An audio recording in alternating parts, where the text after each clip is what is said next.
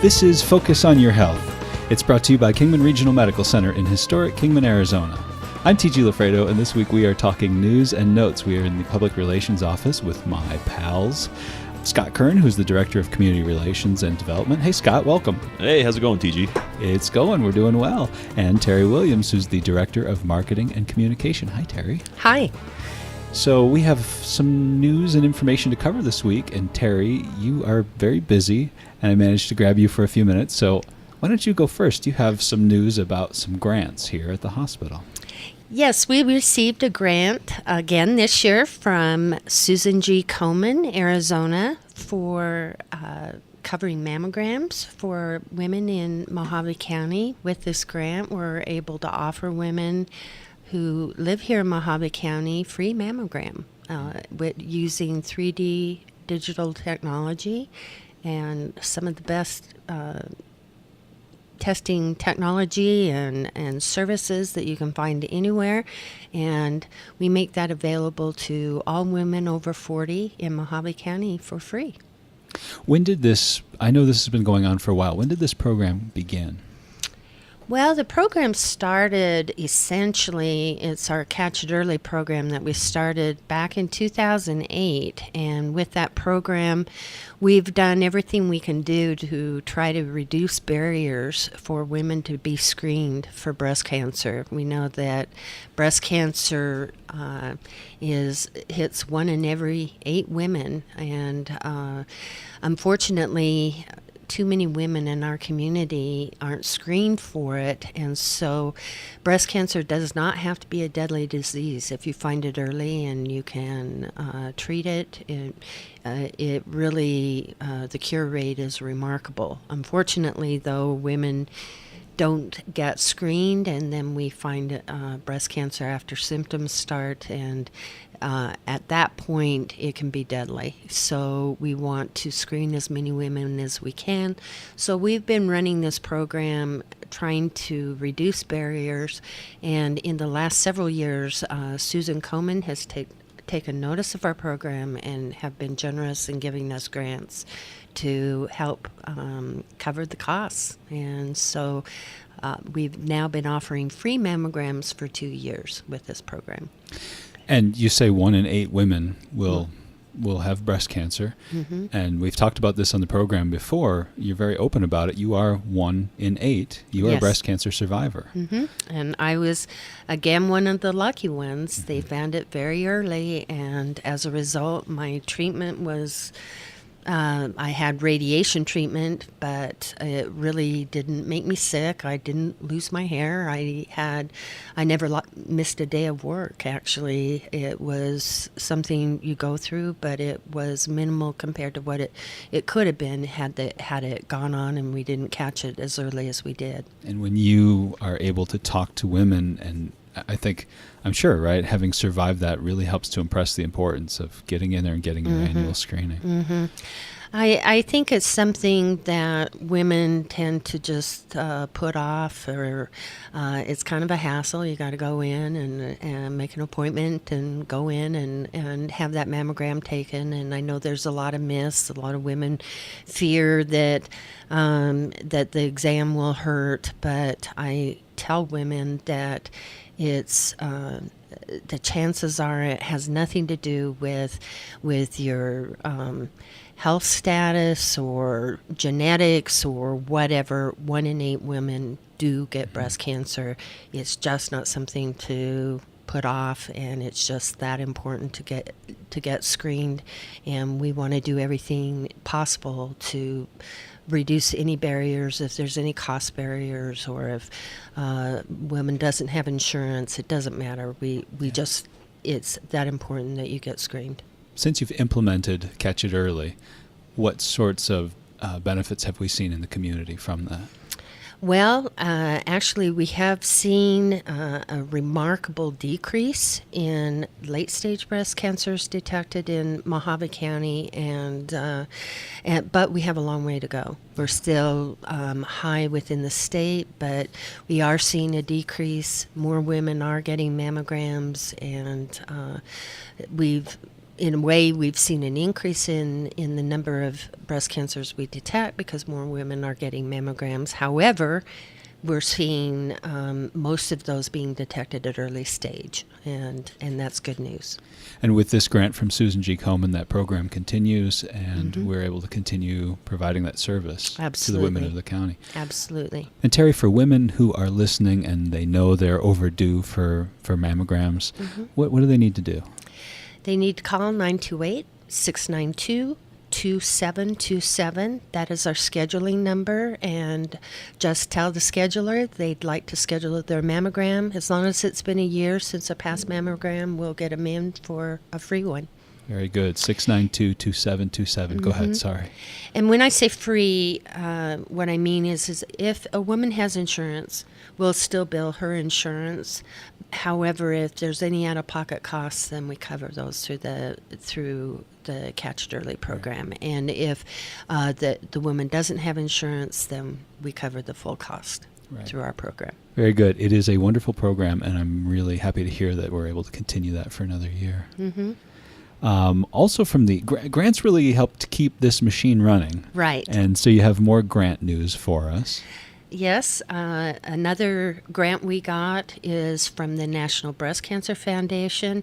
They have been generously supporting our Breast Health Navigator program for, this is be going on the 6th year now, where they have essentially pay for the salary of our breast health navigator, and our navigator is just key to helping women through the breast cancer diagnostic and treatment process. As anybody can imagine, it's a very scary process.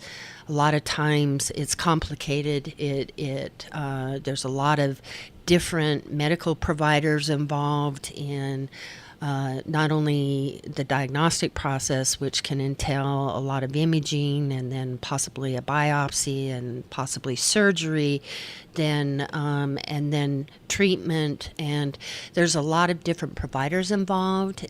There can be time lags in between procedures, and our goal through our Navigator program is to make sure there's no time lags. There's always going to be some time between procedures. However, we're trying to cut down that time just so that a woman isn't necessarily undergoing a lot of stress, wondering what's happening next. And so our navigator helps not only provide information and support to the patient, but also works between all these different providers to make sure that nothing falls through the cracks. So it's a very important program, and it helps women just have a central source of information and support, and making sure that the barriers or any problems that woman may have in getting care are taken care of so that she gets the care she needs and as rapidly as possible. Yeah, this is sort of like having a friend and a concierge who will help you through that process and take some of the mystery out of it. And we talked about that before, how, again, we talked about your story, and when you received that positive diagnosis, like, talk about disorienting, right? So. It is. It's something that I don't think anyone really is fully prepared for. Yeah. And when you get the news, it breaks through things that we're in natural denial about. I mean, you find out you have a disease that can kill you. And with that, you're in unknown territory and you're not quite sure. And different people react in different ways, but we do know that it helps immensely to have a trusted source of information and someone that's there to kind of explain things and guide you through the process and just help you with the next steps and what you need to do, and is encouraging and definitely someone that can just feel for what you're going through. And so it's an important thing to have during that stage. Yeah. So Terry, 2 important notes on breast health, and thank you for looking out for the women of Mojave County. Absolutely. Thank you. Yeah, great to talk to you. We'll catch you next time. Thank you. You want to send Julia in if you see her on your way out? Yep. If you don't mind. Yep. Thank you. Julia comes in. See if we can find her. Call to the principal's office. Hey, Scott. How you doing? I'm good. I'm just sitting here reading about the history of the Marvel characters. You're not going to keep tapping your desk the whole time, are I'm you? not. Okay. It's a nervous thing. I just It's wanted fine. to- I was just waiting my turn to talk. Let's get that up a little bit here so we can... How's that? That sounds so much, Much better? I'm going to run you a pair of headphones next time so you All can right, get... that way I can hear it. You can really feel like you're on the radio. That'd be great. In fact, if you want to do a morning radio show in this office, we can actually set that up. If you will take care of the air conditioner... I will break it at least once a day. I promise. We'll figure it out. We can insulate it.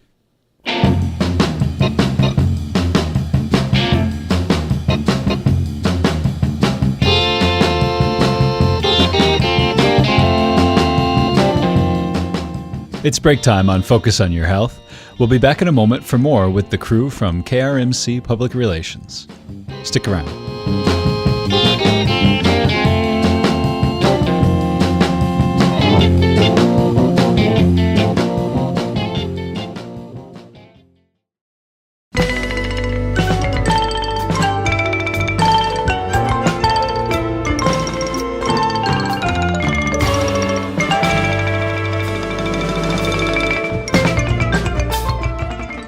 And welcome back to Focus on Your Health.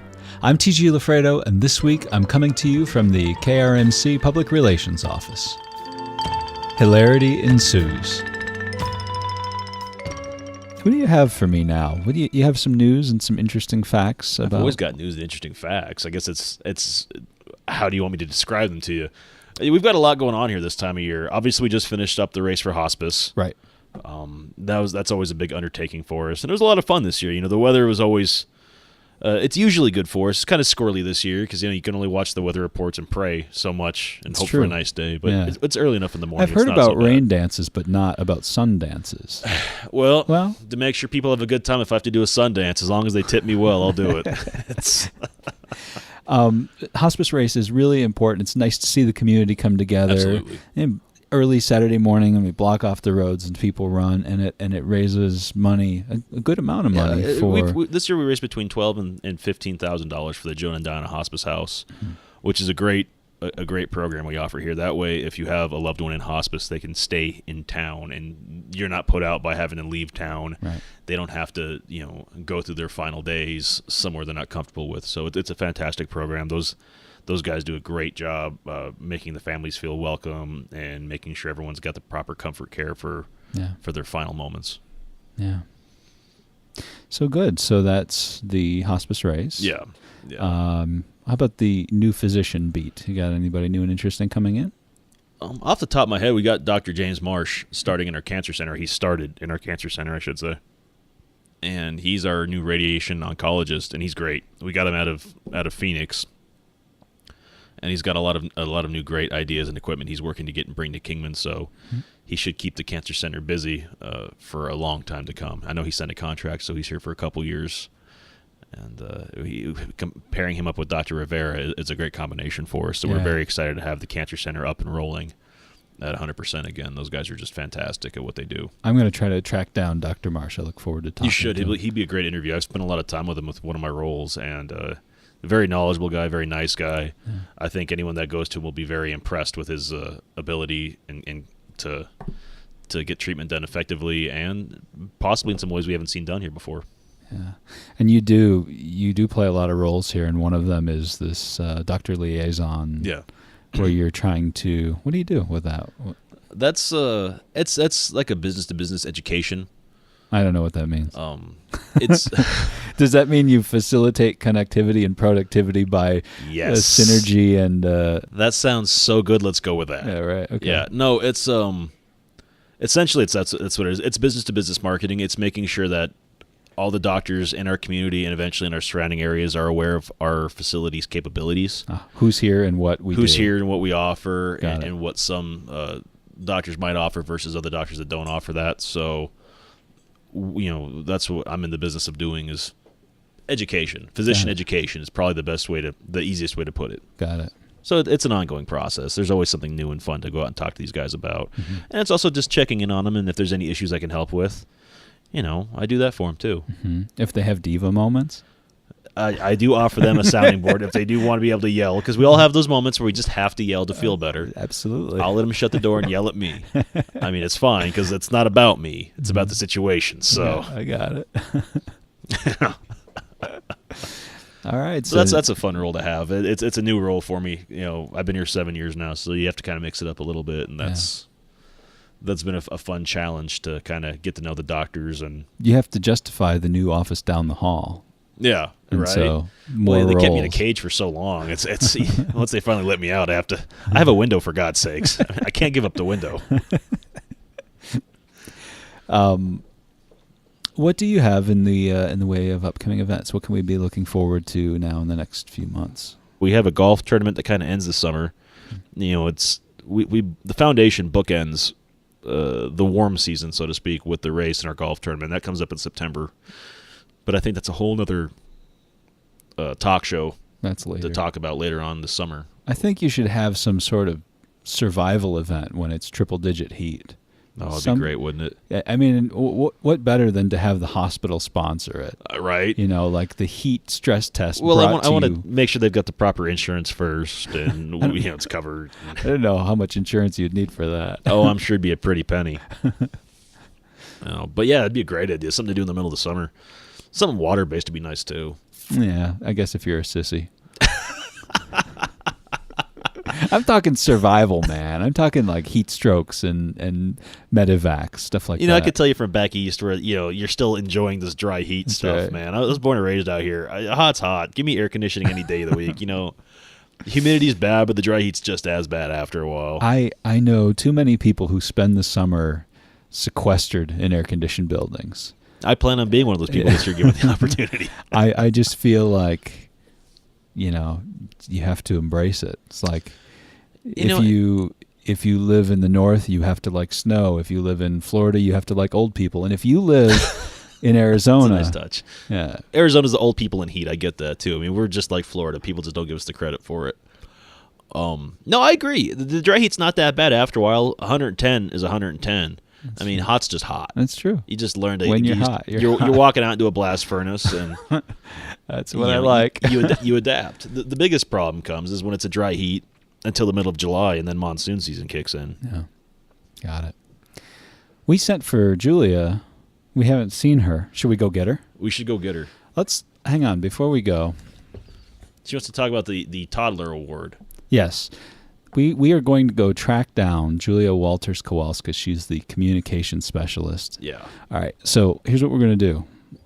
This is You ready Guerrilla to crank caller? Radio. Yeah. Well, I wish I had I don't have anything to record the phone conversation with I me. can put it on speakerphone. All right. Hang on. Let's do that.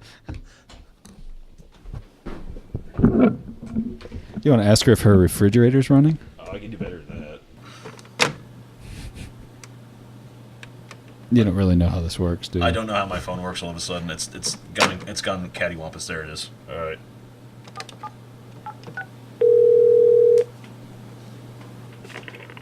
Bueno. Is your refrigerator running? Yes. You better go catch it. Oh my God. Is this real right now? It is. You just got crank called on a radio program. Do you want to come down here and talk to us for a few minutes? I would love nothing more. Okay. We'll see you Okay, next. Bye. I forgot to star 67 to block my number. What we should do, actually, when we're done, let's set that up again, and we'll have her go down there and give us the traffic report. We can do that. The Santa Rosa traffic report as it was on this part of town. A lot of That's people don't right. realize we've moved over to HMC, so That's right. Hey there. Let me put this microphone over here for you. Great. You're going to love it. It's a way of life. You'll love it. Okay. Joining us now is Julia Walters Kowalska. She's the communications specialist here. Hey, Julia. Hi. You're doing the press release beat for us. You have some news and information Yes. to share. Yes. What you got? I have this press release here about the Joshua Tree Pediatrics Award. So the Arizona Partnership for Immunization has honored KRMC's Joshua Tree Pediatrics with the Daniel T. Cloud Toddler Award in recognition of the practice's high immunization rate. The award is presented to practices that have achieved the highest standard of immunizations by reaching 90% coverage level for DTaP, polio, MMR, Hib, Hep B, and varicella for 2-year-olds. And Joshua Tree has actually exceeded those expectations. 97% of their toddler patients have received the entire vaccine series up to 2 years of age. Wow. No, I want to point out we had Julie read that because if you would have read that, it'd have been completely biased because that's your wife's office. Well, Lafredo's a common name in this town. Right? Is it? All three of you? Yep. Few Lafredos. It's as good as the Joneses, I'm sure. That's right. Yeah, we're everywhere. Well, that is a nice. No, it's a great award to have. You know. Yeah, I know deep down there's something you want to say. No, I think it's a great award to have. I'm being very sincere right now. It's I hard. know, It's hard I to. know there's something you want to say about immunization. No, I think it's a great thing. That's I right. think everyone needs to be vaccinated. That's right. I know there's a lot of people out there saying don't, but it's. I'm surprised at the rate, actually, that they reported 97% of their toddler patients. That's great. That's Yeah, huge, It's Yeah. awesome. especially with the pushback now that people don't want. I would like to say, because you said there are a lot, and my hope is there aren't a lot. It's just a loud minority. I hope that's the case too, because there's a reason measles and polio have all been essentially eradicated, Right. and I'd like to make sure it stays that way for. At least the next 50 or 60 years. You don't want to get the measles, Scott? I don't want to get the measles, polio, any of those weird lockjaw. Yeah. Yeah. Well, and I, My God, if I got lockjaw, my job would be done. some of our, What are you going to do? Talk, man. What would I do? some of our physicians who have trained and come from places far afield, I'm talking the third world, and they have seen these diseases that we don't see. They've been effectively eradicated here, and they still exist there. And I'm thinking about talking with Dr. Asokan, who was training in India. Oh, absolutely. My wife, who trained in the Philippines, and she's talking about these kids from rural, out from the province, and they end up in this government hospital, and they've never gotten any sort of vaccine, and here they are dying of, That's terrible. It's a horrible Yeah, thing. that's awful. Nice to be in a world where you are a part of the world where you don't have to worry about that stuff. It makes you appreciate modern technology, and hopefully you're not going to take it for granted. Yeah. So Julia, we're gonna set this up, and if you don't mind, you go on back. We'll give you a call, and you can give us the traffic report. Okay.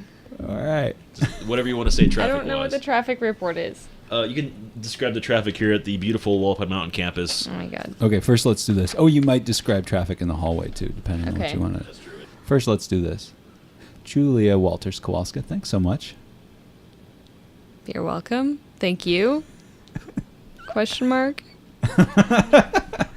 Okay, get out of here.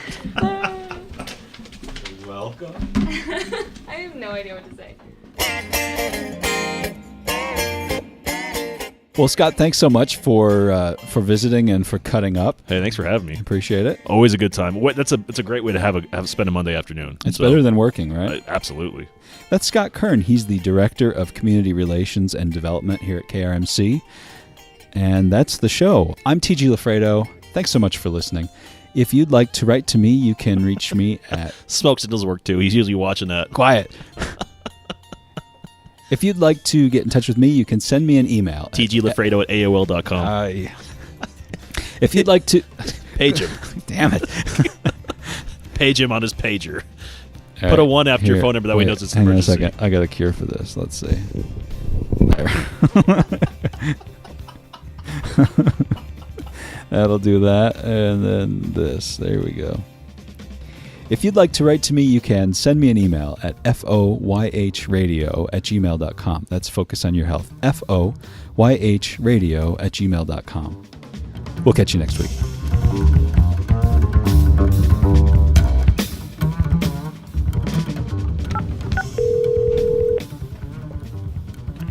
Hello. Julia. Hi. Hey, how's that traffic report doing out there? Well, here I am at my window, and I see some parked vehicles. There was a roadrunner who went by about 5 minutes ago. And, of course, the resident cottontail Bun Bun hopping around out there.